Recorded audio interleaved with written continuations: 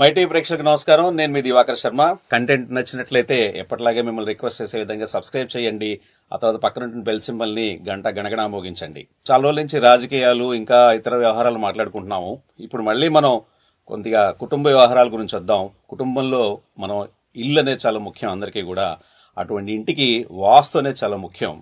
అటువంటి వాస్తు సిద్ధాంతంలో, వాస్తు శాస్త్రంలో అఖండమైనటువంటి పరిజ్ఞానాన్ని ఎంతో కష్టపడి ఎన్నో సంవత్సరాలు దీర్ఘ తపస్సు చేసి ఆ జ్ఞానాన్ని సంపాదించినటువంటి ఒక మహా వ్యక్తితో మనం ఇప్పుడు ఉన్నాము. చాలా మంది జనం కోసం బతుకుతూ ఉంటారు, ఇంకా చాలా మంది జనం వల్ల బతుకుతుంటారు. కానీ ఇప్పుడు మనం మాట్లాడబోయే వ్యక్తి జనంతోనే బతకాలనుకునేటువంటి వ్యక్తి, అటువంటి గొప్ప మనసుటువంటి వ్యక్తి. ఆయన అసలు పేరు వేరే ఉన్నా ఆయన అందరూ కూడా అక్కడ ఈ మురమళ్ళ ప్రాంతంలో, తూర్పుగోదావరి జిల్లాలోని మురమళ్ళ ప్రాంతంలో అందరూ ఆయన ఆరుస్వామిగా పిలుస్తారు. నమస్కారం ఆరుస్వామి గారు. నమస్తే సార్, దివాకర్ శర్మ గారు. నమస్కారం. చాలా కాలం నుంచి మీ ఇంటర్వ్యూ కోసం మేము ప్రయత్నం చేసినప్పుడు కూడా ఆ భగవంతుడు ఇవాళ మనకి అవకాశాన్ని ఇచ్చాడు. అసలు మొట్టమొదటి ప్రశ్న ఏంటంటే, పెయ్యల చంటిబాబు ఆరుస్వామి ఎలా అయ్యారు? మంచి ప్రశ్న వేశారు స్వామి గారు. నాకు జన్మనిచ్చిన తల్లిదండ్రులు పెయ్యల పల్లాలమ్మ గారు, పెయ్యల తణుకుల గారికి ముందుగా పాదాభి నమస్కారాలు తెలియజేసుకుంటున్నాను. మా తల్లిదండ్రులు నాకు నామధేయం చంటిబాబు పెయ్యలుగా పెట్టారు. అంతకుముందు అందరూ ఆరు అని పిలిచేవారు. ఆరు బాయ్ ఆరు స్వామిగా అలాగ పిలిచారు. అది అసలు ఆ పేరు ఎలా వచ్చిందంటే, నాకు స్కూల్లో నా రోల్ నెంబర్ 6. నేను అప్పుడప్పుడు స్కూల్ నుంచి ఎస్కేప్ అయిపోవడం అలాంటివి చేసేటప్పుడు, లేదా నా అటెండెన్స్ వేరే వాళ్ళు పలికేటప్పుడు అది గమనించిన మాస్టర్ ఆరుగాడు ఏడి అని అనడం, అలా అందరికీ స్కూల్లో చదువుతున్నప్పటి నుంచి అలా ఆరు ఆరు అనే పేరు అలవాటైపోయింది. అది కాస్త కొన్నాళ్ళకి ఆరుబాయిగా వచ్చింది. ఇప్పుడు ఆధ్యాత్మికంగా ఆరు స్వామిగా పిలువబడుతుంది స్వామి గారు. ఈ వాస్తు సిద్ధాంతంలోకి, వాస్తు శాస్త్రంలోకి ఎప్పటి నుంచి ప్రవేశించారు? వాస్తు శాస్త్రానికి నాకు అమ్మవారి దయ వల్ల నేను వచ్చానండి. నేను కాళికీదేవిగా అమ్మవారిని బాగా విశ్వసిస్తూ ఉంటాను. నాకు మా నాన్నగారు మరణించిన తర్వాత, మా నాన్నగారు ఎందుకు మరణించారు అంత వయసులో, ఇంకా ఆ వయసు అనేది ఉంది కదా, ఎందుకు మరణించారని నేను తెలుసుకోవాలనుకున్నాను. దానికి ఇంటి నిర్మాణాన్ని బట్టి జీవన విధానం అనే విషయం నేను రామరాయ వాస్తుశాస్త్రం ద్వారా తెలుసుకున్నాను. తర్వాత గౌరీ తిరుపతి రెడ్డి గారి ద్వారా తెలుసుకున్నాను. దీన్ని ఖచ్చితంగా ఈ విషయాలు ఏంటనేది తెలుసుకోవాలని చెప్పేసి నేను భద్రాచలం ఒక 9 సంవత్సరాల్లో వెళ్ళిపోయి లైవ్లో ఇల్లు మీద ప్రయోగాలు చేసుకుని అమ్మవారి జ్ఞానంలో ఉండి అలా నేను వాస్తు పండిట్గా, వాస్తు శిల్పిగా నేను ఈరోజు మీ ముందుకి రాగలిగాను స్వామి. మీరు ఏ వయసులో ఈ అధ్యయనం ప్రారంభించారు? నాకు 25, 30, 32 మధ్యలోనే నేను ఈ వాస్తు శిల్పిగా మారగలిగాను. అంటే సుమారు గత 10 సంవత్సరాల నుంచి ఈ సబ్జెక్ట్ అధ్యయనం చేస్తున్నారు. మరి ఇంత తక్కువ కాలంలోనే మీరు ఇంత ప్రాచుర్యం ఎలా పొందారంటే, మేము విన్న దాని ప్రకారం, మా టీవీ వాళ్ళు చేసినటువంటి చిన్న సర్వే ప్రకారం మీకు ఇక్కడ అఖండమైనటువంటి ప్రజాదరణ కలిగి ఉన్నారు. మీరు ఇక్కడ జనంలోనే కాకుండా ప్రభుత్వంలో ఉన్నటువంటి చాలా మంది పెద్దవాళ్ళు కూడా మీ పేరు ప్రస్తావించడం జరిగింది. ఇంత తక్కువ కాలంలో మీకు ఇంత ప్రజ్ఞాపాఠవాలు ఎలా కలిగాయి? అది అమ్మవారు దయనే నేను భావిస్తూ ఉంటానండి. నేను స్వతహాగా మా నాన్నగారు సంగీతం మాస్టర్గా ఉన్నారు. ఆయనకి మంచి పేరు ఉంది. నేను ఇలా ఉండాలని ఏ రోజు నేను అనుకోలేదు. తిరుమల తిరుపతి దేవస్థానం వారు నాకు ఇది ఏమంటారు, పండిట్ విభాగంలో నాకు శిక్షణ ఇచ్చారు. అంటే పురోహితులుగా ఇలా ఇచ్చిన తర్వాత ఇక్కడేతో ఇలా ఉండిపోకూడదు, మనం ఏదైనా జనానికి ఏదైనా మంచి చేయాలి. అసలు చిన్న వయసులో ఎందుకు మరణాలు జరుగుతున్నాయి, ఎందుకు వివాహేతర సంబంధాలు జరుగుతున్నాయి, ఎందుకు ఆత్మహత్యలు జరుగుతున్నాయి, ఇవన్నిటి మీద మనం ఏదైనా మంచి విషయం తెలుసుకోవాలని చెప్పేసి నేను దాన్ని ఈ విధంగా తీర్చిదిద్దగలిగాను స్వామి గారు. ఒక ఇంటికి మీరు వెళ్ళినప్పుడు, వాస్తు చూడడానికి వెళ్ళినప్పుడు ముఖ్యంగా మీరు గమనించేటువంటి ప్రాథమిక అంశాలు ఏంటి?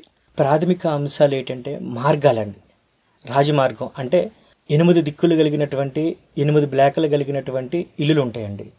ఒకటి తూర్పు బ్లాకు, దక్షిణం బ్లాకు, పశ్చిమం బ్లాకు, ఉత్తరం బ్లాకు, అలాగే ఈశాన్యం బ్లాకు, ఆగ్నేయం బ్లాకు, నైరుతి బ్లాకు, వాయుం బ్లాకు. ఇలా ఈ బ్లాకులను బట్టి ఇల్లు నిర్మాణం అనేది జరుగుతుందండి. అంటే కొంతమంది ఏం చేస్తున్నారంటే అండి, తూర్పు పడమరల ద్వారాలు ఇస్తే ఉత్తర దక్షిణాలు ద్వారాలు ఇవ్వట్లేదు. కారణం ఏంటంటే సరి సంఖ్యను ఆధారంగా చేసుకుని ఇస్తున్నారు. తూర్పు పడమరలు ఇచ్చినప్పుడు ఉత్తర దక్షిణాల్లో ఏదో ఒక దిక్కుకి ఖచ్చితంగా ద్వారం ఇవ్వాలి. ఉత్తరం అనేది మాతృత్వం, ఆదాయానికి సంబంధించినటువంటి విషయం. ఎప్పుడైతే ఉత్తరానికి ద్వారం ఇవ్వలేకపోతామో అక్కడ ఆదాయాన్ని నశించిపోవలసి వస్తుంది. అది కాకుండా స్త్రీ అనారోగ్యానికి గురి కావాల్సి వస్తుంది. ఇది సరిసంఖ్య వల్ల ఇబ్బంది కలుగుతుంది కాబట్టి మనం ఈ పరిశీలన ఆ విధంగా చేసుకుంటూ ఉంటాం. ఇప్పుడు ఒక వ్యక్తి యొక్క జాతకం అతని ఇంటి వాస్తుకి సంబంధం ఉంటుందా? అంటే ఆ ఇంటి యజమాని యొక్క జాతకం ఆ ఇల్లు అతను కట్టుకోబోయేటువంటి ఇంటి మీదకి ఆ రెంటికి సంబంధం ఉంటుందా? చాలా మంచి ప్రశ్న అడిగారు దివాకర్ గారు. ఎప్పటి నుంచో ఈ ప్రశ్నకి అంతం లేనటువంటి క్వశ్చన్ అండి. ఇది ఎక్కడ ఆన్సర్ దొరకట్లేదని ఎవరు అడిగినా పూర్వకాలం నుంచి ఈ రోజు వరకు ఇంటి నిర్మాణాన్ని బట్టే వాస్తు అనేది కాకుండా ఇంటి మనిషి యజమాని పేరుని బట్టి వాస్తు అనేది చెప్పడం జరుగుతుంది అనమాట. ఈరోజు సత్యనారాయణ అనే పేరు గల యజమానికి నామకరణం చేసి తూర్పు ద్వారం ఇల్లు ఇచ్చామనుకోండి, వాళ్ళ అబ్బాయిది ఇంకొక వేరే పేరు అయితే ఆయనకి ఆ తూర్పు ద్వారం పనిచేయదు. ఇది విశ్వసించే వాస్తు అనేది కాదండి. ఇంటి నిర్మాణంలో 3 ద్వారాలు తూర్పు, పడమర, ఉత్తరం లేదా తూర్పు, పడమర, దక్షిణం ఈ 3 ద్వారాలు ఏదో ద్వారాలు ఉండాలండి. అయితే జాతకానికి ఇంటి వాస్తుకి చాలా డిఫరెన్స్ ఉందండి. ఓకే, ఇంటి వాస్తు అనేది సైన్స్ అండి, నిరూపించబడేది. ఓకే, కానీ నిరూపించగలిగేదండి. ఎలా నిరూపించగలుగుతామంటే అండి, ఒక వాస్తు లేని ఇంటిలో మనం కుటుంబ సభ్యులందరూ డాక్టర్ గారి చేత పల్స్ చెక్ చేయించుకుని బీపీ చెక్ చేయించుకుని మళ్ళీ వాస్తున్న ఇంటికి అదే సెకండ్స్లో మళ్ళీ వెళ్ళి కరెక్ట్గా ఉన్న ఇంటికి వెళ్ళి చెక్ చేసుకోగలిగితే ఇక్కడికి అక్కడికి వాళ్ళకి 10 degrees వరకు వేరియేషన్ వస్తుందండి. బీపీలు పెరగడం తగ్గడం, అక్కడేమో పెరుగుతూ ఉంటుంది, ఇక్కడేమో తరుగుతూ ఉంటుందండి. అలా వాస్తు శాస్త్రంలో సైన్స్గా నిరూపించబడుతుంది అనమాట. తర్వాత వచ్చేసి ఇప్పుడు జాతకం అనేది ఇంటిలో ఏ ఒక్కరి జాతకమైనా ఒక యజమాని ఒక వాస్తు లేదా సిద్ధాంతి గారి దగ్గరికి వచ్చి జాతకం చూపించుకుంటే ఆయన జాతకం ఇంట్లో వాళ్ళెవరికి పనిచేయదండి. అతన్నే మనం వృద్ధి చెందించగలుగుతాం. కానీ వాస్తు అలా కదండి. ఇంటి నిర్మాణంలో ఉన్నటువంటి లోపాలని మనం సరిచేయగలిగితే ఇంటిలో వాళ్ళందరికీ కూడా మంచి జరుగుతుంది. అందుకని వాస్తు శాస్త్రం సెపరేటు, జ్యోతిష శాస్త్రం సెపరేట్. వాస్తు అనేది సమిష్టి, జాతకం అనేది వ్యష్టి, అంటే ఒక వ్యక్తికి సంబంధించింది. సో ఓకే, చాలా చక్కగా ఆన్సర్ చేశారండి. ఇప్పుడు మేము మీ ఇంటర్వ్యూ కోసం ప్రయత్నం చేసినటువంటి ఈ ప్రహసనంలో కాట్రేని కోన్లో ఒక వ్యక్తికి మీరు ఒక అద్భుతం చేశారని చెప్పేసి ఒక ఉద్యోగం అతనికి వచ్చేట్టుగా చేశారు. ఆ స్టోరీ ఏంటి ఒకసారి చెప్పండి. వాస్తవమండి, అది కాట్రేకోన మండలంలో పల్లిపాలెం తూర్పుగోదావరి జిల్లా మా ఐపోలవరం మండలంకి దగ్గరలో ఉండే మండలం అండి. అక్కడ పల్లిపాలెం అనే గ్రామం ఉంటుంది. ఏటిగట్టు వారిని నివసిస్తూ ఉంటారు. వాళ్ళకి ఒకప్పుడు నేను రాజకీయంలో తిరుగుతున్నప్పుడు ఓట్ల కోసం నాయకుల ద్వారా వాళ్ళ ఇంటికి వెళ్ళేటప్పుడు అతను నాకు బాగా పరిచయం. వాళ్ళ ఇంటి పేరు పెమ్మాడి, ఆయన పేరు వెంకటేశ్వర్లు. అప్పుడు ఒకసారి నేను చెరువులు వేసానండి, ఎప్పుడు డబ్బులు సంపాదించట్లేదు, వచ్చినట్టుగా వస్తుంది, అలా ఖర్చు అయిపోతుంది అని అడిగితే నేను కొన్ని మార్పులు చెప్పానండి. ఫస్ట్ నువ్వు బీరువా పశ్చిమ గోడ కానించి తూర్పుని చూసేలా చెయ్యి. అప్పుడు సూర్యుడు ప్రతిబింబం అందులో పడుతుంది, సూర్యకిరణాలు పడవడం వల్ల మనకు ధనలక్ష్మి ఇంట్లోకి రావడానికి పనిచేస్తుంది. తర్వాత చిన్న చిన్న మార్పులు చెప్పాను. తను అప్పుడు చేయలేకపోయాడు. కానీ బీరువా మార్చడం వల్ల ఎప్పుడూ లేని విధంగా ఒక 6 లక్షల రూపాయలు పంట పండి లాభం వచ్చి బీరువాలో ఉండడం వల్ల తను నన్ను బాగా విశ్వసించారు. ఓకే, కొన్ని రోజులకి మళ్ళీ నేను అటువైపుగా వెళ్ళేటప్పుడు ఆయన నా దగ్గరికి వచ్చి ఒక విషయం చెప్పారు. గురువుగారు, మా అబ్బాయికి ఉద్యోగం వస్తుందని మీరు చెప్పారు, కానీ ఒకే ఒక్క మార్కులో ఉద్యోగం పోయిందండి అని చెప్పేసి అన్నారు. అప్పుడు నేను చెప్పినవన్నీ చేశారంటే నేను కొంచెం ధనం లేకపోవడం వల్ల చేయలేకపోయానండి అన్నారు. అయినా పర్వాలేదు, నేను రేపు మార్నింగే మీ ఇంటికి వస్తాను, ఖచ్చితంగా పోయిన జాబు తిరిగి తెచ్చే బాధ్యత నేను తీసుకుంటాను, నాది బాధ్యత అని చెప్పేసి నేను వెళ్ళానండి. వెళ్ళిన తర్వాత అందరూ వచ్చారు. సరే మేస్త్రులు నేను చెప్పినవన్నీ ఇప్పుడే దగ్గరుండి చేయిందామని చెప్పేసి అన్నారు. మేస్త్రి గారు అది చేయడానికి అంగీకరించారు. 2 మిషన్లు తెచ్చుకోవాలి, వీళ్ళ మీద ఉన్నటువంటి వ్యవహారం చిన్నది కాదు, చాలా పెద్దది, అందుకని 2 మిషన్లు కావాలంటే మేస్త్రి గారు ఏమన్నారంటే ఒక మిషన్ సరిపోతుంది అన్నారు. స్విచ్ వేయగానే మిషన్ కాలిపోయింది. ఓకే, సో అంటే వాళ్ళ మీద గ్రహస్థితి బలం అలా ఉండేది. అప్పుడు నా మాట నమ్మి ఇంకొక మిషన్ తెచ్చి చేశారు.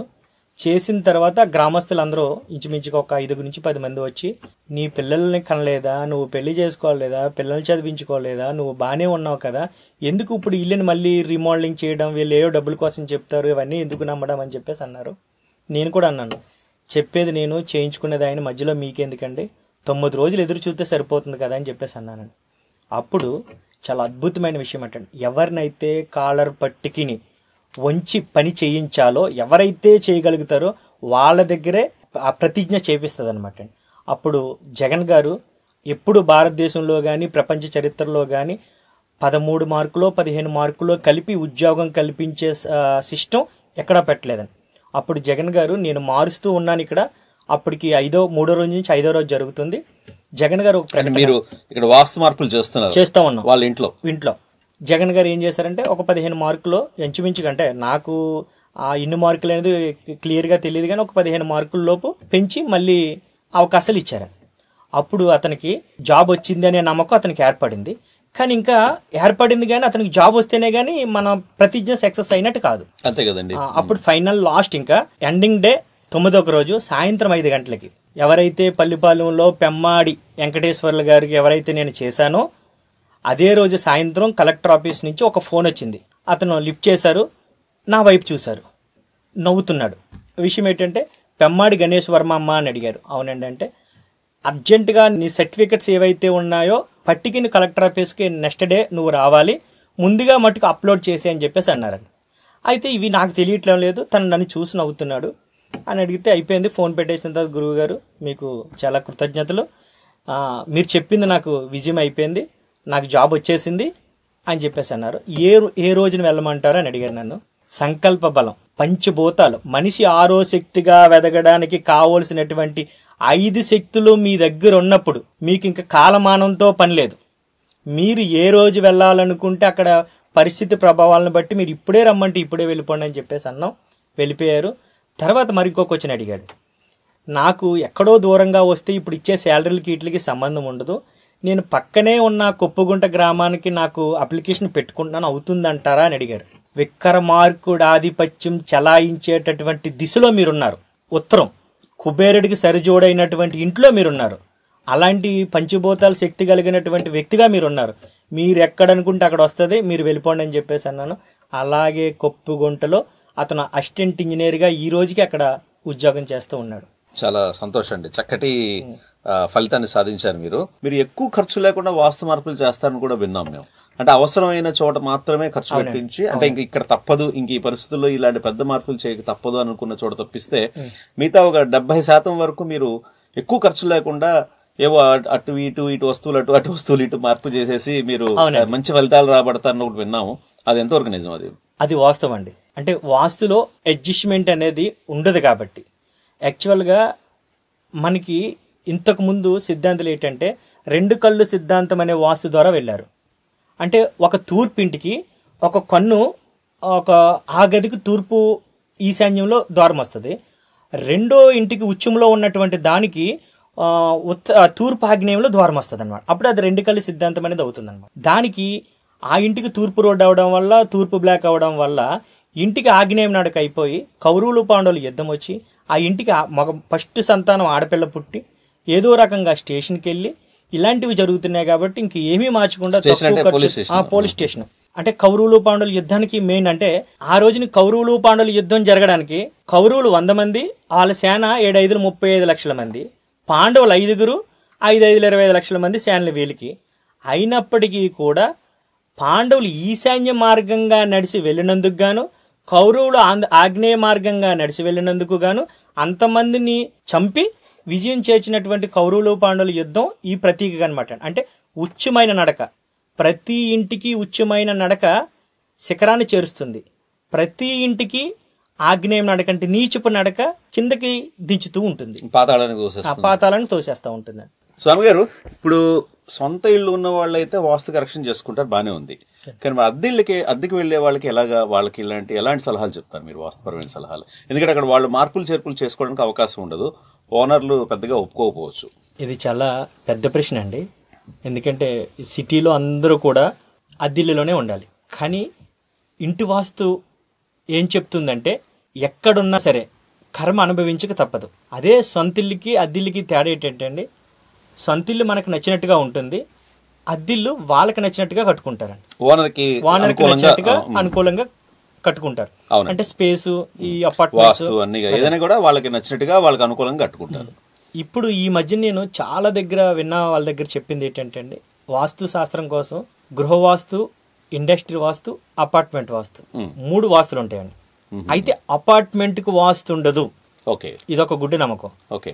తర్వాత చుట్టుగుడి సిల్లులని రౌండ్గా వేస్తారండి, దీనికి వాస్తు ఉండదు అని. అంటే ఎంత అజ్ఞానులు ఉన్నారో, ఎంత అవివేకంగా ఆలోచిస్తారో జనం నాకు అర్థమైంది అప్పుడేనమాట. అపార్ట్మెంట్కైనా, ఇంటికైనా, ఇండస్ట్రీకైనా వాస్తు అనేది కంపల్సరీ అండి.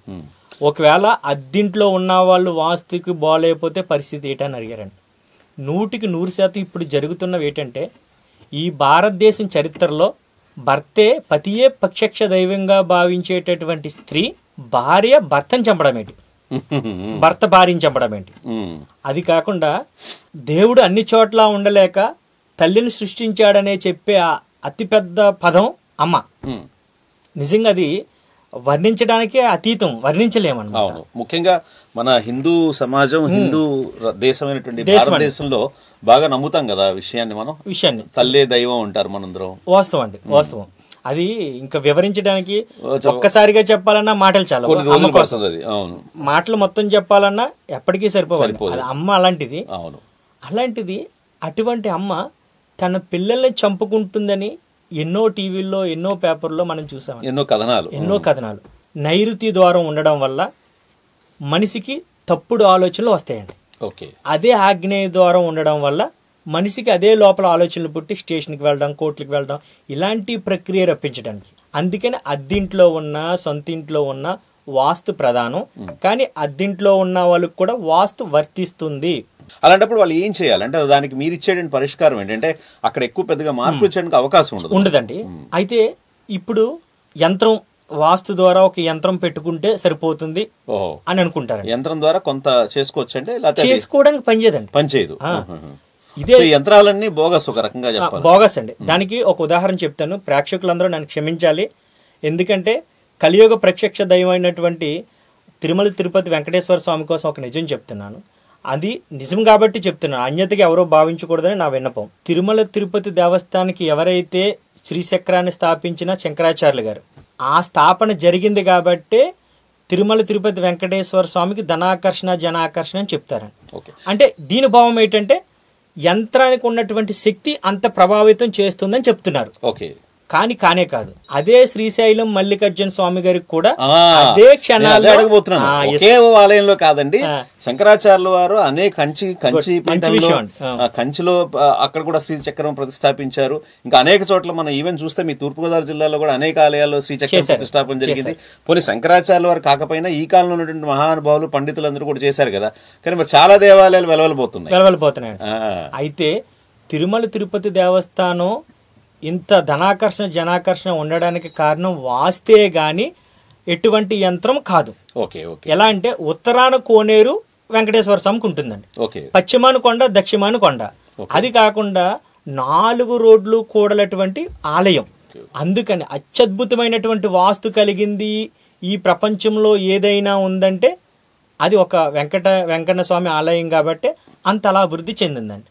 తర్వాత ఓ మహానుభావులు చెప్పారు, శ్రీచక్రం కొన్నవారికి రాదు సిరి, అమ్మిన వారికి తప్పనిసరి. ఇప్పుడు నేను మీకు యంత్రాన్ని నమ్మాను అనుకోండి స్వామి గారు, డబ్బు ఎవరికి వచ్చింది? మీకే వచ్చింది, నాకు వచ్చింది. మీకు సిరి రాలేదు. అమ్మిన వారికి తప్పనిసరి, కొన్న వారికి రాదు సిరి, అమ్మిన వారికి తప్పనిసరి. సో అంటే ఇలాంటి యంత్రంలో పవర్ లేదా, మరి ఇప్పుడు యంత్రాలన్నీ ఎందుకు స్థాపిస్తున్నారు అని అడగొచ్చు.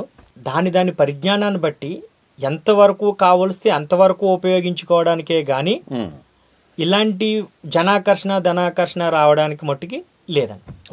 యంత్రం అనేది ఒక మానసికమైనటువంటి తృప్తినిస్తుంది. కరెక్ట్ చెప్పాలి. మీరు చెప్పినటువంటి మాటల ప్రకారం మనం దాన్ని కంక్లూడ్ చేయాలంటే తృప్తినిస్తుంది. ఇప్పుడు మీరు చెప్తున్నటువంటి ఈ పదంలో మాకు ఇంకొక ప్రశ్న వస్తుంది. అదేంటంటే, ఎత్తులో ఉన్నటువంటి వాళ్ళకు కూడా ధనాకర్షణ ఎక్కువగా ఉంటుంది అంటారు. ఇప్పుడు అపార్ట్మెంట్ లో 1వ ఫ్లోర్ లో ఉండేవాడి కంటే 10వ ఫ్లోర్ లో ఉండేవాడికి కాస్త కలిసి రావడం ఎక్కువగా జరుగుతుంటారు. అది ఎంతవరకు నిజమండి? అంటే అది అపోహనండి. అంతేనా? అంటే శాస్త్రంలో స్కై నార్త్, భూ నార్త్ 2 నార్త్లు ఉంటాయండి. 100కి 100 మందికి తెలిసింది ఏంటంటే అండి, భూ నార్తే చూస్తారు. అంటే భూమికి ఉండేటువంటి ఉత్తరం వైపు అంటే భూ ఆకర్షణ శక్తి కలిగినటువంటి నార్త్ చూస్తారు. కానీ స్కై నార్త్ కూడా చూడాలి. అంటే ఈ స్కై నార్త్ ఎలా ఉపయోగపడుతుంది అంటే అండి, మీ ఇంటికి వచ్చి నేను వాస్తు చూసేటప్పుడు ఇది తూర్పు, ఇక్కడ వంటగది అట్టల ఆగ్నేయంలో అని నేను చెప్పడానికి నేను సరిపోనండి. ఓకే, ఇక్కడ తూర్పు అని ఎప్పుడో మీ పూర్వీకులు, ఆ తల్లిదండ్రులు, ముత్తాతలు, తాతలు అందరికాడ నుంచి అది తూర్పు అని మీకు తెలుసు. అవునండి. సో వంటగది ఆగ్నేయంలో పెట్టాలని తెలుసు. ఈశాన్యంలో నుయ్యి ఆగ్నేయంలో పొయ్యి అనే వాస్తు శాస్త్రం అనేది కాదండి. ఓకే, వాస్తు అనేది సైన్స్ నిరూపించబడే అనేటటువంటి అంశం అండి అది. ఓకే, అందుకని వాస్తుని మనం ఈ విధంగా ఫాలో అవడం అనేది కరెక్ట్ కదండి. Okay, okay. ఇప్పుడు ఇంకోటండి, మళ్ళా మీరు సాధించిన విజయాల విషయంలోకి వస్తే, ఇందాక మనం ఒకటి చెప్పుకుని ఒక ఉద్యోగం ఇప్పించారు చెప్పుకున్నాను. అలాగే ఇప్పుడు ఒక ఆయనకి మీరు కళ్ళు రప్పించారనేది ఇక్కడ ప్రచారంలో ఉంది. అది ఎంతవరకు లేదు? ఎందుకంటే ఉద్యోగం అనేది కొంతవరకు నమ్మదగినదిగా ఉంటుంది, కానీ కళ్ళు రప్పించడం అనేది చాలా ఆశ్చర్యకరంగా నమ్మలేనిదిగా ఉంటుంది. అది వాస్తవం అండి. నా నివాసానికి 4 కిలోమీటర్లో ఉన్నటువంటి మురమల్ల గ్రామంలో గొర్రెల వీరబాబు గారు, వాళ్ళ నాన్నగారు స్వామియలు గారు అని, వాళ్ళకు ఒక భోజనశాల ఉండేది, హోటల్ ఉండేది. నేను తెలంగాణలో భద్రాచలంలో ఉండేవాడిని. ఓకే, ఉంటే వీళ్ళ నాన్నగారికి వీరేశ్వర స్వామి వారు ఉత్సవం చూస్తూ వెళ్ళి మళ్ళీ నిమజ్జనం చేసి వచ్చే కార్యక్రమంలో నాకు కళ్ళు పోయాయని చెప్పేసి అన్నారు. అంటే దేవుని చివరిచారిగా అలా వెళ్తూ చూశానని మళ్ళీ వచ్చేటప్పుడు నాకు కళ్ళు పోయాయని చెప్పేసి అన్నారు. డాక్టర్ల దగ్గరికి వెళ్ళారు. అతిపెద్ద వయసు ఉండడం వల్ల షుగర్ కూడా ఎఫెక్ట్ అవ్వడం వల్ల మిస్ అయ్యాయండి అని చెప్పేసి అన్నారు. 1, 2, 3 ఆపరేషన్లు కూడా చేపించారు. ఎందుకంటే తల్లిదండ్రులే జీవం దైవం కాబట్టి పిల్లలు చేపించారు. చేపిస్తే రాలేదు. వీరబాబు గారికి బసవా సత్యబాబు గారు అని బియ్యం వ్యాపారి, ఆయనకి పరిచయం చేశారు. పరిచయం చేస్తే నాకు కావాల్సింది కూడా డబ్బు అనేది కాదు, ఫస్ట్ నా ఊరికి నేను నా విద్య ఉపయోగించాలని అనుకున్నాను. నిర్మాణ లోపంలో ఉన్నటువంటి లోపాలన్నీ చేసి ఈసారి 41 రోజు టైం ఇవ్వండి, తల్లిపాలు పొన్నగంట కూర రెగ్యులర్ గా వాడించండి, ప్లస్ వాస్తే పనిచేస్తుంది మీకు. ఎందుకంటే నరాలలో ఉన్నటువంటి లోపాలు, తల్లిపాలు అంటే నాకు అర్థం కాదు. తల్లిపాలు ఎప్పుడైతే తల్లి జన్మనిస్తుంది కదా, ఒక 5 నెలలో 6 నెలలో తల్లిపాలు వస్తే ఉంటాయి కదా, ఆ ఉగ్గు గిన్నెలో 2 చుక్కలు వేసుకుని కంట్లో ఇటో ఒక చుక్క అటో చుక్క, ఆ పాలకి అంత శక్తి ఉందండి. అది నిరూపించబడింది కూడా. మీరు గొర్రెల వీరబాబు గారు, ఇక్కడ గొర్రెల వీరబాబు గారు కాదండి, తల్లిపాలకి అంత శక్తి ఉందనేది ఇంకా మీరు ప్రచారం చేసేటువంటి వాళ్ళు ఇంకా మిగిలి ఉన్నారనేది మాకు ఆశ్చర్యం వేస్తుంది. అంతే, తల్లిపాలకి అంత శక్తి ఉన్నదనేది చాలా మందికి కొంగుడు పులుసు వేసుకునేటప్పుడు కళ్ళు మంట వచ్చినా లేకపోతే కంటిలో ఏదన్నా పడినా తల్లిపాలు చుక్కలు 2 వేసుకునేటప్పటికి అందులో ఉన్నటువంటి, ఇప్పుడు కోడిగుడ్లో ప్లాస్మాతోషం ఒక పొర ఎలా ఉంటుందో అలాగే కంటికి చుక్కలం లేకుండా లేకపోతే దాని మీద ఉన్న డస్ట్ ఏమీ లేకుండా ఆ పొర తీసుకొస్తుందండి. కాటికి పెట్టిన తర్వాత అంతా అయిపోయిన తర్వాత ఇలాగంటే ఒక పొర వచ్చేస్తా ఉంటుందండి. అవునండి, సేమ్ అలాగే కంటిలో ఉన్నటువంటి శుక్లాలు ఉన్నటువంటి పొర, అంటే నేను ఆయుర్వేదం కాకపోయినప్పటికీ కూడా పూర్వీకుల నుంచి తీసుకున్న జ్ఞానం ప్రకారంగా నేను చెప్తున్నాను. పొన్నగంటు కూరకి తల్లిపాలకి కంటిలో ఉన్నటువంటి ప్రాబ్లమ్స్ పోగొట్టే శక్తి ఉందండి. అయితే మరి దీనికి ఇంకా అన్ని చేసినప్పుడు ఇంకా వాస్తు ఎందుకు అనే ఒక భావన ప్రేక్షకులకు కలగొచ్చు. కానీ ఇంటిలో ఉన్న లోపం వల్ల అవయవాలు లోపించబడతాయి. కాలు, కన్ను, ముక్కు, చెవి, ఎంతో మందికి కాళ్ళు లేని వాళ్ళు, వేలు లేని వాళ్ళు, ఇప్పుడు షుగర్ వచ్చిన వాళ్ళకి కాల్లో ఏళ్ళో తీసేస్తూ ఉంటారు. ఇవి అవయవ లోపాలు. కర్మ అనేది ఉంది, కానీ ఇక్కడ వాస్తు ద్వారా మట్టుకే కర్మ అనుభవించుకుంటాం అనేది మట్టుకు నా పూర్తి విశ్వాసం. అలా నేను చేసేటప్పుడు చేశాము.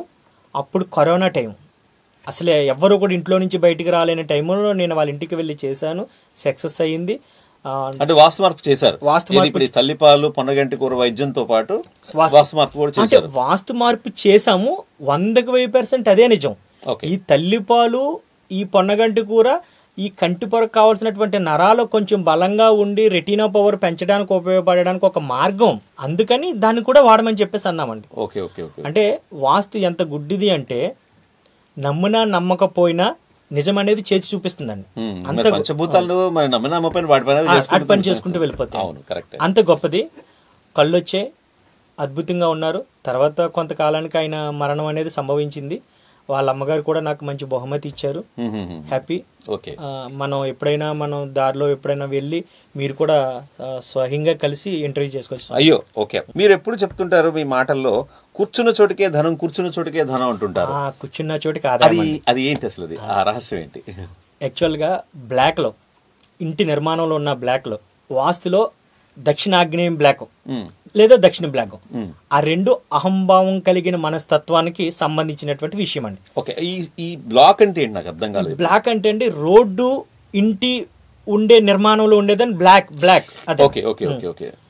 రోడ్డుకి దక్షిణ పక్క ఉండాలా? దక్షిణ పక్క ఉండాలి. ఇంటికి రోడ్డు దక్షిణ పక్కన ఉంటే అందులో మీరు చాలా మందిని మీరు పరిశీలన చేస్తే దక్షిణంలో ఉన్న వాళ్ళు పోలీసులు అయి ఉంటారు, రైటర్లు అయి ఉంటారు, జడ్జీలు అయి ఉంటారు, అహంభావం కలిగిన మనస్తత్వం ఉంటారు.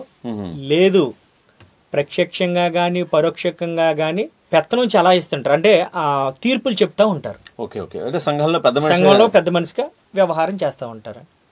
నేను రీసెంట్గా కూడా ఒక రిపోర్టరు, పేరు చెప్పడం భావ్యం కాదేమో, అంతకుముందు ఆయన పంతులు గారు ఎప్పటి నుంచో ఉంటున్నారు, కానీ అక్కడ దక్షిణంగా ఆగ్నేయంగా వెళ్తున్న, అంటే వీధి చూపు వచ్చింది దక్షిణాగ్నేయంగా. ఆయన ఒక పత్రికలో రిపోర్టర్గా ఈ రోజుకి కొనసాగుతూ ఉన్నారు. నేను ఆయనకి దగ్గరగా వెళ్ళి ఆ విషయాన్ని వివరించాను. సార్, మీరు రైటర్గా అవ్వడానికి మీరు ఎప్పుడూ లేదు కదా, రైటర్ అంటే ఈ పత్రికలో మీరు ఇవన్నీ రాయడానికి కూడా రైటింగ్ అని అంటారు. సో మీరు ఇందులో ఇలా కలగడానికి కారణం ఆ వాస్తే కానీ వేరేది ఏమీ కాదండి అనేసి అంటారు.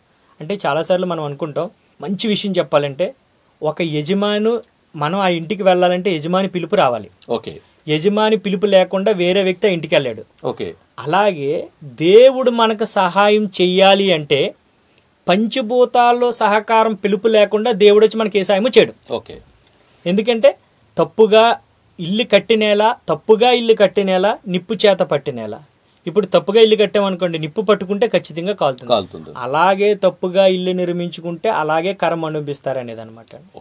అలాగే ఇప్పుడు మనం చెప్పుకున్న దాన్ని బట్టి వాస్తు లోపాల వల్ల భగవంతుడు ఇక్కడికి రావాలంటే వాస్తు సరిగ్గా ఉంటే మనకు మంచి అనేది త్వరగా రోజుల్లో 3 రోజులు, 5 రోజులు, 7 రోజులు, 9వ రోజు ఎండింగ్. ఈ 9 రోజుల్లోనే జరగవలసిన మంచి అంతా జరిగిపోతుంది. రావాల్సిన ఉద్యోగం, పోయిన ఉద్యోగం, కోర్టు వ్యవహారాలు, భార్యాభర్తల సంబంధాలు, ఇలా ఎన్నో సమస్యల్ని మనం క్లియర్ చేయడం జరిగింది. అవన్నీ నేను ఈ రోజు వరకు 100 చేస్తే 100 కూడా ఎక్కడా మచ్చ లేకుండా అద్భుతంగా మంచి రిజల్ట్ ఇచ్చింది. ఎక్కడన్నా తప్పుడుగా మార్పు వచ్చిందేమో, తప్పుడు విషయాలు మనకు తెలుస్తాయేమని నేను ఆశించాను. అంతా బాగుంది అని చెప్పారు. సో మీరు పెద్ద వాళ్ళకి కాకుండా, రాజకీయ నాయకులు కాకుండా, మామూలు సామాన్య జనానికి కూడా మీరు అందుబాటులో ఉంటారని అనుకోవచ్చా? అది ఒక విషయం ఏంటంటే అండి, చిన్నవాళ్ళు పెద్దవాళ్ళు అనేది కాకుండా, ఎందుకంటే ఈ కార్యక్రమం స్టార్టింగ్ లోనే మీ గురించి నాకు ఎంతవరకు తెలుసో దాన్ని బట్టి మీరు జనంతోనే ఉండాలని కోరుకునే వ్యక్తిని నేను చెప్పాను. అది వాస్తవం అండి. నాకు జనాల్లో ఉండాలనుకునేది ఉంటుంది కానండి, ఈ రోజు వరకు నేను చేసినవి నాతో చేయించుకున్న వాళ్ళందరూ కూడా చాలా పెద్దవాళ్ళే. అందుకని నేను సామాన్యుల దగ్గరలోకి ఇంతవరకు వెళ్ళలేకపోయాను. Okay okay okay. మనకి అంగర్లో ఉండాలనుకున్నా కూడా మీకు వృత్తిరీత్యా కుదరలేదు. అంగర్లో ఒక దగ్గరగా 80 నుంచి 100 సంవత్సరాల బిల్డింగ్, అతి పూర్వత కాలం, చౌదరి గారిది, నెక్కింటి బాలకృష్ణ గారని చంద్రబాబు నాయుడు గారికి బంధువు. అతని దగ్గర అతనికి ఎప్పుడు వాళ్ళ సొంత వాస్తు శిల్పిగా ఉండేది పులిగడ్డ ఆంజనేయ స్వామి గారు. ఆయన చేసేవారు అనమాట. ఎప్పుడు ఆయనకి అంత రిజల్ట్ ఉండేది కాదు. ఇంట్లో ఉండడం, తన ఆస్తి కరిగించుకోవడమే తప్పితే కానీ మంచి రిజల్ట్ లేదు. నన్ను తీసుకెళ్లారు, చాలా పెద్ద ఖర్చుతో తీసుకెళ్లారు, చేయించుకున్నారు, మంచి అనుభూతి పొందారు. నేను చెప్పింది నిజం, ఇంకా అదే కరెక్ట్, అలాగే చేయించేసుకోండి అని ఒప్పుకుని ఆయన వెళ్ళిపోయారు. సో మీరు ఒక రకంగా విజయం సాధించారు. ఇప్పుడు రాజకీయ నాయకులకు కూడా మీరు వాస్తు చెప్పి కొంత వాళ్ళ సక్సెస్ కోసం వెంపర్లాడేటువంటి వాళ్ళు, తహతహలాడేటువంటి వాళ్ళకు కూడా మీరు సక్సెస్ చూపించారనేది ఇక్కడ మీ దగ్గర ప్రచారంలో ఉంది. వైఎస్ఆర్సీపీ అనుకుంటాను, కొండలంక, అదేదో గాడిలంక, ఆ స్టోరీ కూడా ఒకసారి చెప్పండి. గాడిలంక, ఆ ఊర్లో ఆయన పేరు మునేంద్ర గారు అంటారు. గాడిలంకలో పెదకాపు గారు అని కూడా అంటారు. అక్కడ చాలా అద్భుతమైన విషయం అన్నమాట అండి. ఆ అల్లుడు గారు అప్పుడే కాలం చేసి ఉన్నారు. ఎందుకు జరిగింది ఈ విషయం అని చెప్పడానికి, తెలుసుకోవడానికి చాలా ప్రయత్నాలు చేస్తున్నారు.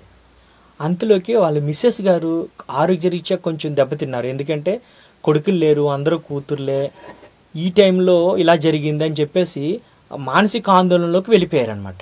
ఈయన ఏం చేశారు, నీకేం అక్కర్లేదు, భార్య బాగుంటే సరిపోతుందని చెప్పేసి ఇక్కడ జపాన్ గారని మురమల్లో ఉన్నారు, వారి ద్వారా నన్ను అక్కడికి తీసుకెళ్ళడం జరిగింది. నేను ఆ రోజు ఏం చెప్పానంటే, మీరు 9వ రోజుకి మీ మేడం గారు అద్భుతంగా హ్యాపీగా నవ్వుతూ ఉంటారు, ఇంకా మీరు ఆవిడ కోసం దిగిలి చెందక్కర్లేదు, ఈ ఉత్తరంలో ఉన్నటువంటి కొబ్బరి చెట్లు 3 గేట్లు పెట్టాలి అని చెప్పేసి అన్నానంటే, అన్న తర్వాత కొంచెం సందిగ్ధంలోకి వెళ్ళారు. 3 గేట్లు ఏంటి అని చెప్పేసి గేట్లన్నీ పెట్టేసి మొత్తం సక్రమంగా చేసేసి మీటర్ ఒకటి ఉత్తర వాయువులో ఉండేది, అది ఆగ్నేయం వైపు వేయాలని చెప్పాను. ఎందుకంటే ఆగ్నేయంలో ట్రాన్స్ఫార్మరు పంటలు పండించే ఫార్మరు. రైతు ఎప్పుడు నిత్యం ఎలాగైతే పంటలు పండించి తన సిరిని ఇంటికి తీసుకు తెచ్చుకుంటాడో అలాగే ఆగ్నేయంలో ట్రాన్స్ఫర్ వేసుకుంటే మనం కూడా అలాగే సిరి సంపదలతో ఉంటామని చెప్పేసి ఇది దీనికి చెప్పడానికి శాస్త్రీయం ఉందండి. పూర్వం మన ఇంటి యజమానులు యజమానురాళ్ళు తాతలు ముత్తాతలు వీళ్ళందరూ ఏం చేశారంటే అండి, ఆగ్నేయంలో పొయ్య 24 గంటలు మండుతూనే ఉండేదండి. అక్కడ వంటగది పెట్టుకుని అంటే పిడకేసో డొక్కేసో పాలు కాయడం నీళ్లు కాయడం ఉలవలో కాయడం ఇలా 24 గంటలు నిప్పు ఆర్పకుండా వంట అనేది ఉండేదండి అక్కడ. అందువల్ల వాళ్ళ సిరి సంపదలతో అంటే పెద్ద పెద్ద భవంతులు కట్టారో లేదో నాకు తెలియదు కానీ సిరి సంపదలతో పాడి పంటలతో ఏ రోజు తిండికి లోటు లేకుండా ఇంకా కావాలన్న వాళ్ళకి ధనాన్ని పంచుతూ ఉండేటటువంటి పరిస్థితి అప్పుడు ఏర్పడిందండి. అలాగే ఇప్పుడు వంటలు అలా లేవు కాబట్టి ప్రతిదీ ఇప్పుడు గ్యాస్ పొయ్యి అనేది వచ్చేసింది, కట్టెల పొయ్యి అనేది కరువైంది కాబట్టి ఆగ్నేయంలో ట్రాన్స్ఫార్మరు పంటలు పండించే ఫార్మర్. అలాగే మనం రైతులాగా మనం నిత్యము అలాగే ఏదో చిరు సంపదలతో ఉండాలంటే ఆగ్నేయంలో ట్రాన్స్ఫార్మర్ వేయాలి. ఇవన్నీ చేసేస్తూ వేరే తిలకం దిద్దు ఒకటి అనేసి వెళ్ళానండి. మీకు ఇంటికి ఒక పదవి ఆకర్షిస్తుంది, వద్దని మట్టుకు అనొద్దు, ఇది నా గౌరవం, నేనేంటో నిరూపించుకోవాలంటే మీరు అది చెయ్యాలని చెప్పేసి అన్నానండి. వచ్చింది జనసేన వాళ్ళందరూ వచ్చి మీరే నిలబడాలి సపోర్ట్ చేస్తామని చెప్పేసి అన్నారు. ఆయన నిరాకరించారు. ఎందుకంటే అప్పటికే అల్లుడిని కోల్పోయారు. ఇప్పుడు ఈ పదవులు ఇవి అవసరం అంటావా, జనాలు ఏమనుకుంటారు, గౌరవ మర్యాదలు ఏమైపోతే అనే ఒక భావంతో ఆయన వద్దన్నారు. మళ్ళీ నాకు ఆ విషయం తెలిసిందండి. తెలిసినట్టు వెళ్ళి ఎట్టి పరిస్థితుల్లో మీరు పోటీ చేయాలి, జరిగేది జరిగిపోయింది, జరగవలసింది కూడా మంచి జరగాలి, మీ ద్వారా ఎంతోమందికి మంచి జరగాలని రాసింది అని చెప్పేసి. అయితే ఇది చాలా పెద్ద విషయం. ఒక ఎమ్మెల్యే గారికి సంబంధించినటువంటి మనిషి, ఎమ్మెల్యే గారికి బాగా సపోర్టు. అది కాకుండా ఆ ఊర్లో రాజకీయంగా ప్లస్ ఒక కులానికి పెద్ద అండగా ఉండేటటువంటి వ్యక్తి ఉన్నారు. అది కాకుండా ఆ ఊర్లో పెద్ద సిద్ధాంతి, అంటే వయసులో ఆయనకన్నా చిన్నవాడిని, అనుభవంలో చిన్నవాడిని. అలాంటి ఒక పెద్ద వ్యక్తి పోటీగా నేను పెట్టిన వ్యక్తికి పోటీగా ఉన్నారు. అది కాకుండా జనసేన టీడీపీ కలిసి పోటీ చేసింది. ఒక 5 శక్తులు ఈయన మీద దాడి చేయడానికి రెడీగా ఉన్నప్పటికీ కూడా నా బలం పంచిపోతాలు, నా ధైర్యం పంచిపోతాలు. అప్పుడు ఓట్ల ఎలక్షన్లో అన్ని వార్డులన్నీ కూడా అతనికి అనుకూలంగా వచ్చేసాయి. Very good. ఇంకా మేము ఓడిపోవడానికి సిద్ధంగా ఉన్నాం. నాకు ఫోన్ వచ్చింది, గురువుగారు మనం ఓడిపోతున్నాం, మీరు అనవసరంగా మాట ఇచ్చేశారు, మన గౌరవం పోయేలా ఉందనేసి అన్నాను. నేను ఒకటే నమ్మాను ఎప్పుడు కూడా, చెప్పి నేను మర్చిపోవచ్చు, విని మీరు మర్చిపోవచ్చు, కానీ పంచిపోతాలు మర్చిపోవు. అవి ఏం చెయ్యగలిగితే అవి చేసేస్తాయి. లాస్ట్ మినిట్ వరకు వేచి చూడండి అనేసి అన్నా. అయితే ఆయన బయటకు వచ్చేసారు. ఇంకా అందరూ వాళ్ళు జైలు కొట్టేసుకున్నారు, మేము ఓడిపోయామని అనుకున్నారు.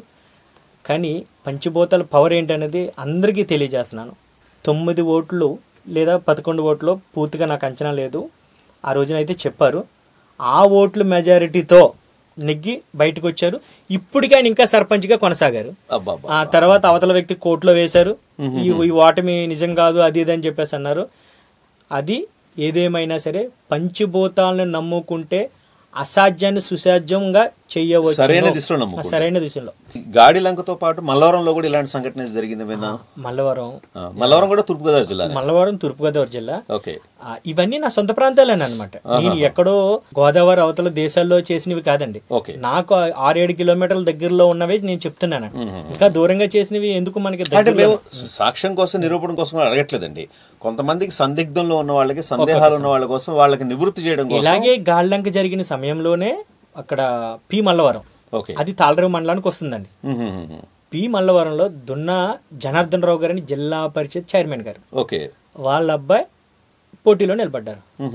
నేను దున్నా సత్యనారాయణ గారని అవతల వైపు నేను నిలబడ్డాను.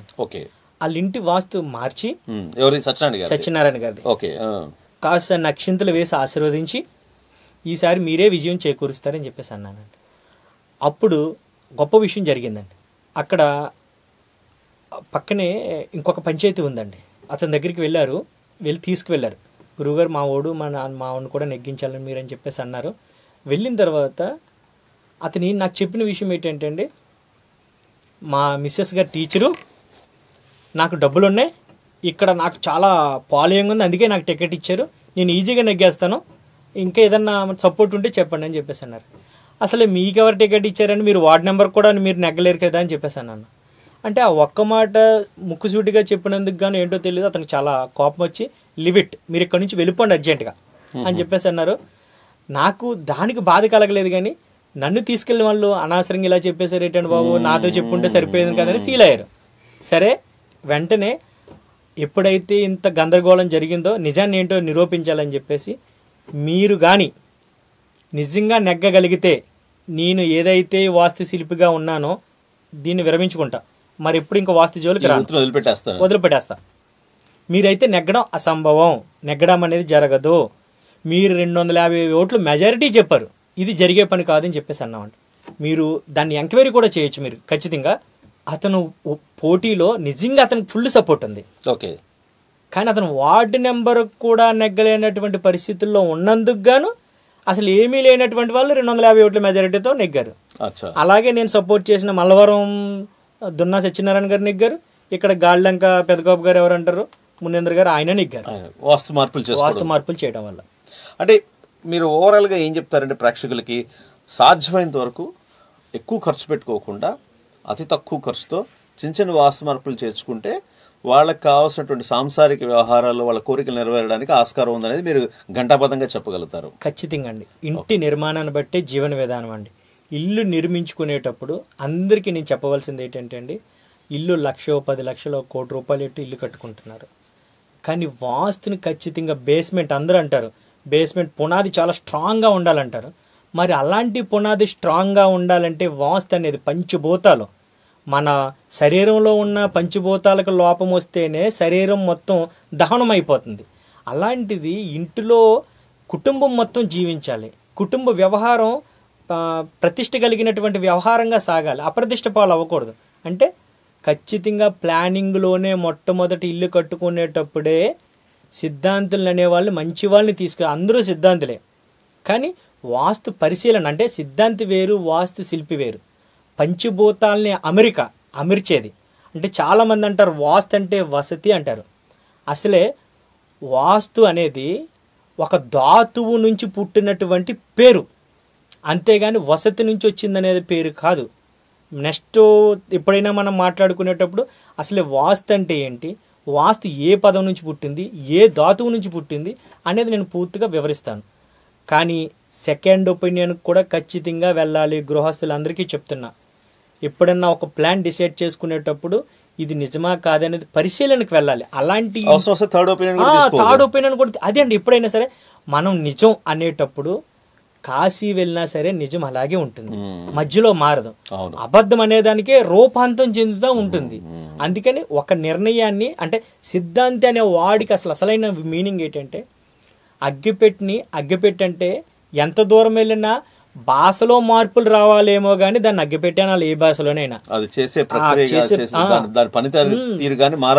అంతేగాని ఇది ఇలా ఉండకూడదు అలా ఉండకూడదు అని కాదు. తూర్పుకి 90 డిగ్రీలు ఉండాలి, అందుకని దాన్ని తూర్పు అంటారు. దక్షిణానికి 180 డిగ్రీలు ఉండాలి, అందుకనే దానికి దక్షిణం అంటారు. పశ్చిమానికి 270 డిగ్రీలు ఉండాలి, అందుకనే దాన్ని పశ్చిమాన అంటారు. ఉత్తరానికి 360 డిగ్రీస్ = 0, అందుకనే దాన్ని ఉత్తరము అన్నారు. ఇవి మారినప్పుడు సిద్ధాంతులు ఎందుకు మారకూడదు. తర్వాత మరొక విషయం ఏంటంటే అండి, ఈ తూర్పుగోదావరి జిల్లాకి పశ్చిమ గోదావరి జిల్లాకు ఉన్నట్టు మంచి విశిష్టత ఉందండి. అసలు అద్భుతం, ఇంతవరకు ఎవరికీ తెలియని విషయం చెప్తాను. పూర్వీకులు వాస్తు పరిభాషలో ఎలా ఉన్నదనేది మీకు వివరిస్తాను.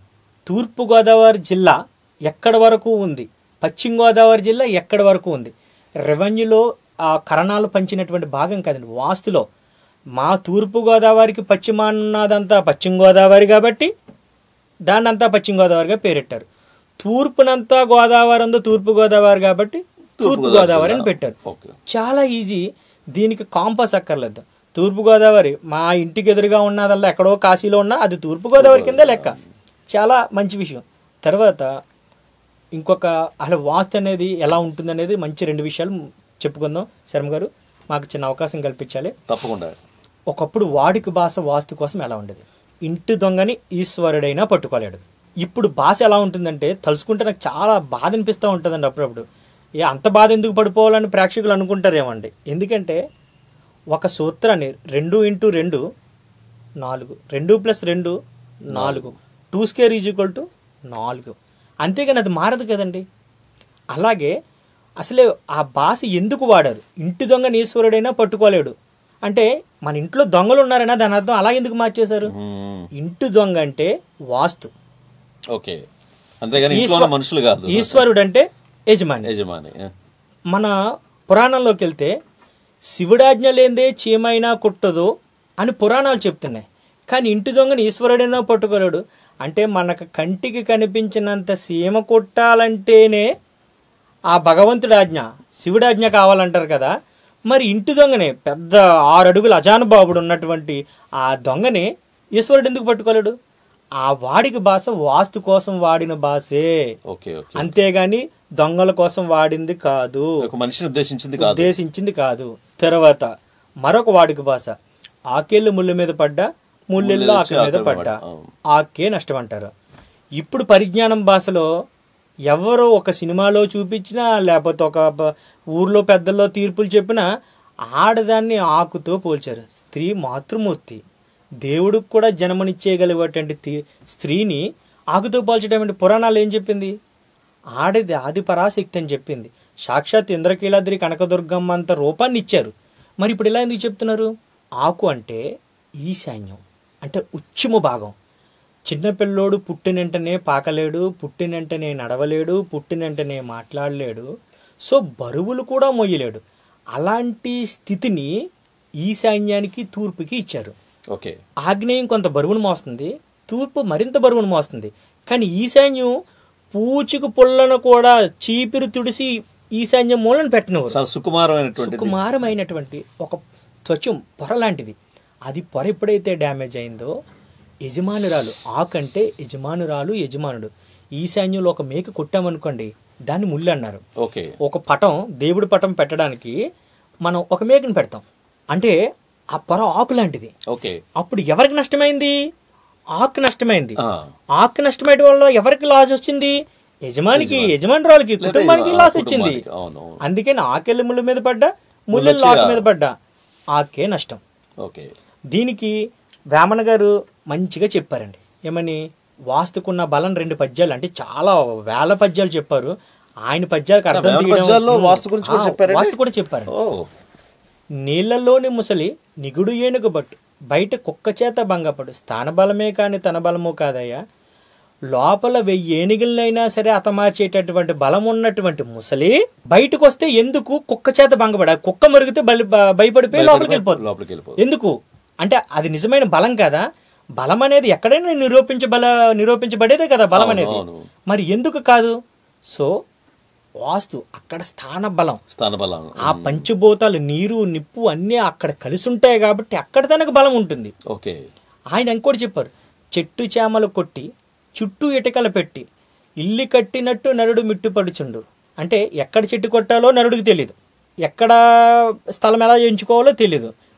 సూపర్ ఇల్లు కట్టేసానంటారు. దీన్నే ముందుందు ముసల పండుగ. నువ్వు ఇల్లు కట్టేసానని పెద్ద ఉంది, ముందుంది ఇప్పుడే ఉంది, తర్వాత జరిగేదంట. ఇది పరిభ్రమణించిందండి. ఎలా అంటే ఇప్పుడు చాలా అలచట్టుగా తీసుకున్నారు. ఏది జరిగినా కర్మ, టైం అయిపోయింది. అసలు దేవుణ్ణి ఎప్పుడు నిందించొద్దు దయచేసి. ఒక తల్లికి కొడుకు ఎంత అందవికారంగా ఉన్నా, మనం చూడడానికి ఎంతో నీచంగా ఉన్నా సరే, అంగవైకల్యం ఉన్నా, సొంగ కార్చుకున్నా, నడవలేకపోయినా ఎంతో ముద్దాడేస్తుంది తల్లి. అంత నీచంగా ఉన్నటువంటి మనిషినే తల్లి చేరదీసగలిగినప్పుడు మరి సృష్టించినటువంటి దేవుడు ఎందుకు చేరదీయడు? అర్ధాయుష్ ఎప్పుడు ఇవ్వడు, అరకాలు అరచెయ్యి ఎప్పుడు ఇవ్వడు. మనిషికి ఏవైతే ఇంద్రియాలు ఇచ్చాడో అందులో ఏ ఇంద్రియాన్ని హతమార్చుడు భగవంతుడు. దానికి యమధర్మరాజు ఎవరైనా ఉన్నారంటే ఇక్కడ పంచిపోతాలో నీరు నట్టికి పెళ్ళి వాయువులో. ఇక్కడ చాలా గొప్ప విషయం చెప్తున్నారండి. ఇప్పుడు చాలా మంది నుయ్యి ఎక్కడ తవ్వుతారండి? ఈశాన్యంలో తవ్వుతారు. ఎలా తవ్వుతారు? రౌండ్గా తవ్వుతారు. దాన్ని వాయువులో బాత్రూమ్ కట్టేసి అక్కడ రౌండ్గా తవ్వి మళ్ళీ దానికి ఒక పేరు సెప్టిక్ ట్యాంక్ అంట. సో రౌండ్గా ఎక్కడ తవ్వినా నుయ్యే అవుతుంది. ఆ నుయ్య ఈశాన్యంలో తప్పితే మరెక్కడ తవ్వడానికి లేదు. ఇప్పుడు వాయుం గొయ్యనందువల్ల, రౌండ్గా ఉండడం వల్ల కోటి తగాదాలు, పెద్దల తగాదాలు, ప్రేమ వ్యవహారాలు, అది కాకుండా హార్ట్, రోడ్ యాక్సిడెంట్, కన్ను పోవడం, కాలు పోవడం. అంటే వాయుం ఎప్పుడు గొయ్యి కింద ఉండకూడదు, అది కూడా రౌండ్గా. సెప్టిక్ ట్యాంకు ఆగ్నేయంలో కట్టచ్చా? ఆగ్నేయంలో అసలు కట్టకూడదు, వాయువులోనే కట్టాలి. వాయుని పిల్లర్, ఇంటి పిల్లర్కి 2 అడుగులు వదిలేసి స్క్వేర్ ఫీట్ గా ఉండేటట్టుగా, అంటే బయటికి అలాగే కట్టుకోవాలి. అలా కట్టుకున్నట్టు వల్ల ఎటువంటి ప్రమాదాలు జరగవు. ప్రహరీకి బయట ఉండాలి, ప్రహరీకి లోపలే ఉండొచ్చు, కానీ స్క్వేర్ ఫీట్ గా ఉండాలి, రౌండ్ గా ఉండకూడదు. మరింకో విషయం ఏంటంటే వాష్రూమ్ పైన కింద ట్యాంక్ ఎప్పుడూ ఉండకూడదు. ఎందుకంటే చంద్రుడు వ్యవహారకర్త, మనసు మీద వ్యవహారాల మీద ఉంటారు. చిన్నపిల్లలు అప్పుడే ఆకలేస్తుంది అంటారు, ఇప్పుడే వద్దంటారు. ఓకే, సో వాయువ్యంలో మనం స్క్వేర్ గా కట్టుకోవాలి, అంతేగాని రౌండ్ గా కట్టుకోకూడదు. ఇంటి సాధ్యమైనంత వరకు కాంపౌండ్ వాల్ బయట అయినా కట్టుకోవచ్చు, కానీ ఒకవేళ లోపల కట్టుకోవాలంటే మాత్రం స్క్వేర్ కంపల్సరీగా పాటించాల్సిన నియమం. ఇప్పుడు మనం ఆఖరిగా ఒక ప్రశ్న, ఒక ముఖ్యమైన విషయం గురించి మాట్లాడుకుందాము. మీరు ఇంటికి సంబంధించిన వాస్తు సలహాలు కొంతవరకు, అది మీరు అన్నట్టు మహాసముద్రంలోంచి ఒక చిన్న బొట్టు ఇవాళ మా ప్రేక్షకులకు అందించారు. మనం ఓవరాల్ గా స్టేట్ గురించి మాట్లాడుకుందాం. ఇప్పుడు ఈ ప్రశ్నతో మనం ముగిద్దాం. ఓకే అండి, మంచి క్వశ్చన్ వేశారు. యాక్చువల్గా మనం ఆంధ్రప్రదేశ్ రాష్ట్రం విడిపోయినప్పుడు, అంటే ఉమ్మడి ఆంధ్రప్రదేశ్గా ఉండి విడిపోయినప్పుడు, మొట్టమొదట ఈ రాష్ట్రానికి పట్టిన అనార్థం ఏదైనా ఉంది అంటే విజయవాడ ఇంద్రకీలాద్రి రాజధానిగా చేసినప్పుడు హైదరాబాద్కి విజయవాడ ఆగ్నేయం నడక ఉందండి. ఓకే, సో కౌరవులు పాండవులు యుద్ధం, ఒకవేళ ఎప్పుడైనా ప్రభుత్వం ఫామ్ అయ్యి మంచిగా పాలన చేద్దామంటే ప్రతిపక్షం వల్ల, ప్రజల వల్ల, ఇంకొకటి సమస్య, కోర్టుల వల్ల అనేక రకాల సమస్యలు అండి. తర్వాత ఎవరు కూడా ఏ ఒక్కరూ 5 సంవత్సరాలకు మించి ఉండరు, అంటే ముఖ్యమంత్రులు. ఓకే, జగన్ గారికి ఎక్కువ మెజారిటీ వచ్చింది. జగన్ గారు కూడా కనీసం డబుల్ డిజిట్లోకే సింగిల్ డిజిట్కి వచ్చేసినట్టుగా దాదాపుగా అండి. దానికి కూడా కారణం అది. కానీ మరీ ముఖ్యంగా చేసింది ఆయన ఒక పెద్ద దోషం చేశారండి. ఎవరు? జగన్ గారు. ఓకే, జగన్ గారి కోసం మాట్లాడుకోవాల్సినప్పుడు అందరూ నాకు చెవికి వేసిన విషయాలు ఏంటంటే అహంకారి, పాలన సరిగ్గా చేయలేకపోయాడు, సరిగ్గా అందరితో స్పందించలేకపోయాడు అన్నీ అని అన్నారు. కానే కాదండి, ఎంతో మంది అభిమానం కలిగిన కూటమి అయింది. ప్రజలందరూ, నేను చాలా మందిని అడిగాను, ఎందుకు అది మతతత్వ పార్టీ కదా, మన దేశమే హిందూ భారతదేశంగా అవతరించింది, మన ధర్మాన్ని పాడు చేసేటటువంటి నిర్ణయాలు తీసుకున్నటువంటి ఆ పార్టీకి ఎందుకు సపోర్ట్ చేయాలి? రథం పోయిన వెంటనే స్పందించాలి. ఏమని, మీరు ఎంతో ఆరాధ్య దైవంగా రథం కోసం ఎంతో నలిగిపోయి లాగి చేసేటటువంటి పద్ధతిని, ప్రక్రియని, ఉన్నటువంటి ఆచార వ్యవహారాలు నేనెందుకు పాడు చేయాలి? అర్జెంటుగా దానికోసం ఇంకేమీ లేదు, తప్పు అయితే జరిగింది, ఖచ్చితంగా దాన్ని చేయించాలి, మంచిగా తప్పు ఒప్పులన్నీ చేయించాలని చెప్పలేకపోయాడు. మళ్ళీ స్పందించలేదు. ఇలా ఎన్నో విషయాలు జరిగాయి కదా. ఎందుకు ఇవన్నీ మనకి కళ్ళ ముందు కనిపిస్తున్నప్పుడు ఇంకా మీరు ఆ పార్టీకి ఎందుకు సపోర్ట్ చేయాలని నేను అన్నప్పుడు, అన్న అభిమాని అంతే, అన్న కోసం చావడానికైనా చంపడానికైనా సిద్ధం, నాకు వేరే పార్టీ వద్దు, అన్న నాకేమీ చేయకపోయినా పర్లేదు అంటే. ఇది ఎందుకు చెప్పానంటే అంత అభిమానులు ఉన్నారు, అంటే చావడానికైనా చంపడానికైనా సిద్ధం కలిగినటువంటి కార్యకర్తలు ఉన్నారు. నాయకుల కోసం నాకు తెలియదు. సో అలాంటి వ్యక్తి ఓడిపోవడం గల కారణం ఎవరికీ తెలియని నిజం నేను చెప్తున్నాను. రాష్ట్రానికి సీఎం అంటే చక్రవర్తి, ఒక రాజు, అంటే ప్రధానమైనటువంటి వ్యక్తి. ఆయన ఈశాన్యంలో దక్షిణానికి సముద్రం ఉన్నటువంటి ప్లేసులో రాజ్యపాలన చేస్తానని కార్యాలయాన్ని నిర్మించడం జరిగింది విశాఖపట్నంలో. అది నేను లేకపోతే దివాకర్ శర్మ గారు లేకపోతే ఇంకొకరు నిర్మించుకుంటే అంత ఇబ్బంది కలిగేది కాదు, తక్కువలో ఉండేది. రాజు ఎప్పుడైతే ఉంటారో తన రాజ్యాధికారాన్ని కోల్పోయే పరిస్థితి. ఎందుకంటే దక్షిణం ఎప్పుడూ పోయి ఉండకూడదు. ఇందాక మీరు భారతదేశానికి చెప్పినప్పుడు దక్షిణంలో ఆయన ఈశాన్య భాగంలో ఎత్తుగా ఉండి దక్షిణమంతా పూడ్చలేనటువంటి గొయ్యిగా ఉన్న ప్రదేశంలో ఎప్పుడైతే చేశారో ఆస్తి అన్యాక్రాంతం అయిపోవడం, ఒక యుద్ధాన్ని ప్రకటించడం, అతని మీద పాజిటివ్ లేకుండా నెగిటివ్ రావడం, ఇవన్నీ జరగడానికి మెయిన్ కారణం ఏంటంటే ఆ ఒక్క వాస్తు దోషమే కానీ అతనుకున్న కోపం కాదు, అతనుకున్న వ్యవహార శైలి కాదు. ఎందుకంటే ఓ చక్రవర్తి ఎలా ఉండాలో అలాగే ఉన్నాడు. ఏకపక్ష పాలన ఎప్పుడు చక్రవర్తి చేయాలని అంటే అందరినీ కలుపుకుని వెళ్ళాలి. నిర్ణయం చక్రవర్తి తీసుకున్న తర్వాత సహచర మంత్రులందరూ దాన్ని పాటించాలి. అంటే భయాన్ని భక్తిని తను నెలకొల్పగలిగాడు. కానీ ఎందుకు రాజ్యాన్ని పోగొట్టుకోగలిగాడంటే ఆగ్నేయంలో ఉన్నటువంటి నుంచి ఈశాన్యానికి వెళ్ళారు. ఓకే, ఈశాన్యానికి వెళ్ళడం తప్పు కాదు, కానీ అక్కడ ఉన్నటువంటి దక్షిణంలో గొయ్యిగా ఉన్నటువంటి ప్రాంతాన్ని ఎంచుకోవడం ఆయన చేసినటువంటి తప్పండి. సో మీరు ఒకసారి మాటల సందర్భంలో దొనబండ కూడా మనకి దనకొండ అండి, దనకొండ ప్రకాశం జిల్లా పశ్చిమం దక్షిణం కొండగలిగినటువంటి ప్లేస్, చాలా ఎత్తైనటువంటి, అంటే తీసేద్దామంటే తీయలేనటువంటి ప్లేస్ అది. అలాంటి ప్లేస్లో కానీ రాజధాని కట్టుండుంటే ఈవేళ సిరి సంపదలతో వెలిగేది. అంటే ఇప్పుడు ఏదని కాదు, అంటే ఇప్పుడు అప్పులతో ఉన్నాం, ఆ అప్పులు లేకుండా ఉండేది, సవ్యంగా పాలన సాగేది అనమాట. వ్యతిరేకత భావం ఉండేది కాదు. ఓకే, అంటే సంక్షేమ పథకాలు ఇన్నిచ్చినా కానీ ప్రజల్లో ఎందుకు అసంతృప్తి ఉంది అంటే కారణం వాస్తు.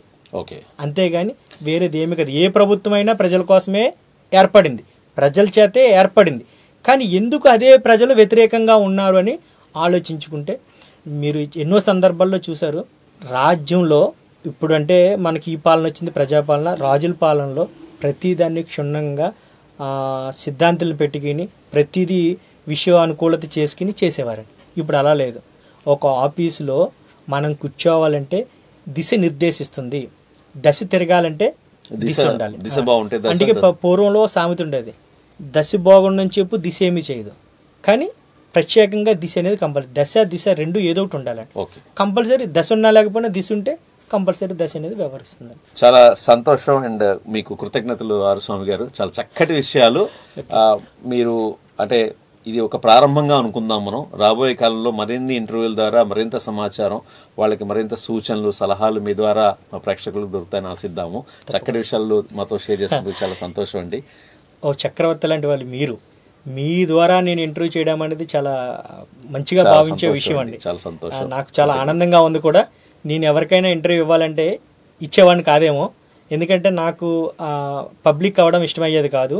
కానీ మీకోసం అనేది, ఎందుకంటే మీరు అద్భుతమైన వ్యక్తి, చాలా సంతోషం. అంటే నీతి నిజాయితీ కలగాలి, ఏ విషయాన్ని ఎలా సక్రమంగా తీర్చిదిద్దగలగాలో అలాంటి స్థాయి ఉన్న వ్యక్తి కాబట్టి మీకు నేను ఇవ్వగలిగాను. అది నా అదృష్టంగా భావిస్తున్నాను.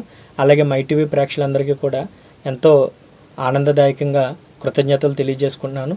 అందరూ ఈ మైటీవీ ఛానల్ని సబ్స్క్రైబ్ చేసుకుని గంట గణగణ మోగించాలని ఈ వాస్తుశిల్పి చంటిబాబు చదుర్గా అలియాస్ ఆరుస్వామి మీకు విన్నవించుకుంటున్నారు. చాలా సంతోషం అండి.